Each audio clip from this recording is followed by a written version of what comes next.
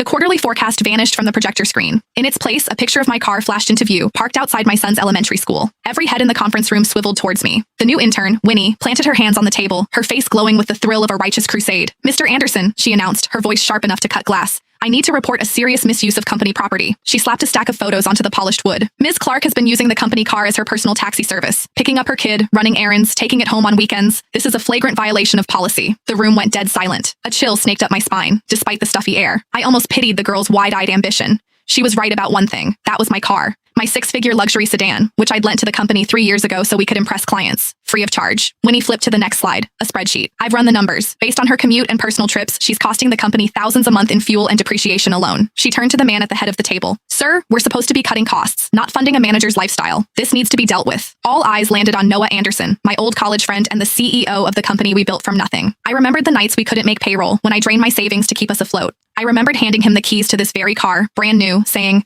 "The company needs this more than I do." He'd used it for 3 years. I'd paid every cent for gas, insurance, and maintenance. I'd even been the one to drive it to the airport for client pickups when our driver was out. Everyone in this room knew it was my car. Trevor from marketing, who just last week borrowed it to take his father to the hospital, was suddenly fascinated by his keyboard. Macy from reception, who took it for joyrides every month, shot me a look of pure disgust. Noah's fingers tapped a slow, deliberate rhythm on the table, his tell when he was weighing his options. He wouldn't meet my gaze. "Ava." His voice was cold, unfamiliar. "Is what Winnie said true?" The air left my lungs. True?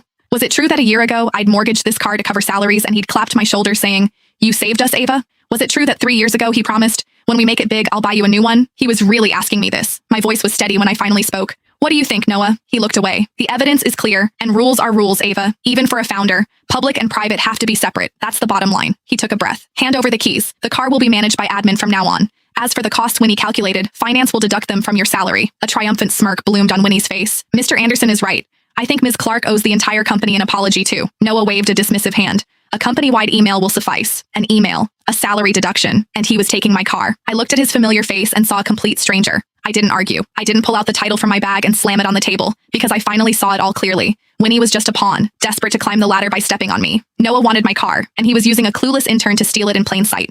3 years is a long time. Long enough for a lie to feel like the truth, for a gift to be mistaken for an entitlement. I stood, my movements slow and deliberate. I pulled the keys from my bag and set them on the conference table. The metallic clink cut through the silence. "Fine. I accept the decision." My eyes found Noah's, a faint, cold smile touching my lips. "I hope the car continues to bring the company good luck." Noah, who had clearly braced for a fight, let out a slow breath. The tension drained from his shoulders. "Ava, it's for the best. You have to understand, my hands are tied here." Winnie snatched the keys, clutching them like a trophy. "See? If you just cooperated, we wouldn't have had to make this a public spectacle." I gave her a long look, a flicker of pity the only thing I felt. She had no idea what she was holding. She thought she'd just won the battle. In reality, she'd just handed me the match.